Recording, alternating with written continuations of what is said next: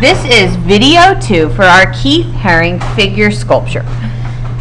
This video is going to teach you about how to create an armature for your sculpture.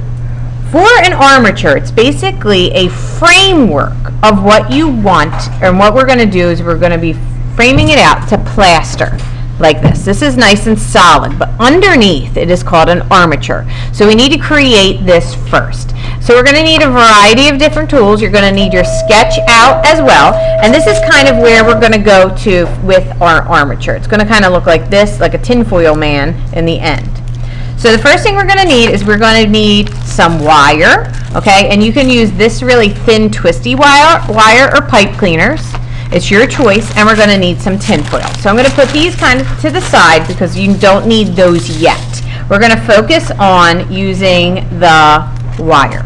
What we're going to do with the wire, and let me zoom in a little bit, okay, is we are going to start to create our person. We're going to think about what kind of action it is, and we're going to start manipulating the wire and twisting the wire to create that person. So my person right here, I'm going to try to make my person do this leap right here. So I'm going to start to create the head.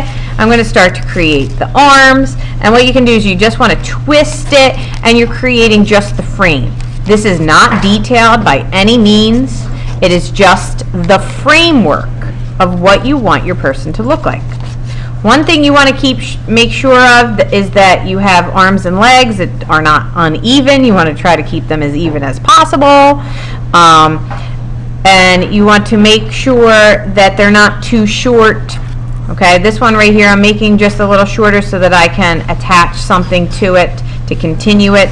If you want to use the pipe cleaners instead, you can use the pipe cleaners. It's totally a preference to you of which technique you want to use, and you should probably use about 2, maybe 3 pieces of wire to do this.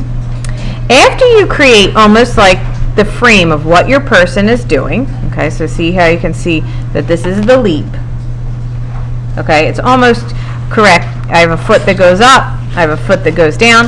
Now what we're going to do is we're going to use some tinfoil. Okay, so the tinfoil comes in sheets like this. Some of them you're going to have to be real careful with when you pull them apart. It's okay if this rips, okay? If you get little pieces that are not even, it is okay.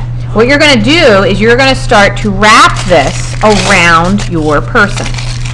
And you're kind of almost like beef it up a little bit, because you need your person to be much thicker than a stick person. All right, so what you're going to do is you're going to wrap up the person, you're going to wrap up the body, start to form the legs. A little tip for the head is if you take a little piece of tinfoil, you crumble it up in a ball, you put it on the head, and then you get another piece and you wrap it around so it sticks. You now have a circular head, because remember this is 3-dimensional, so you don't want everything to be flat. From all angles, this should look like a person, like a tinfoil man. So you're going to start building this guy up with the tinfoil. You're going to build up the arms, you're going to build up the body.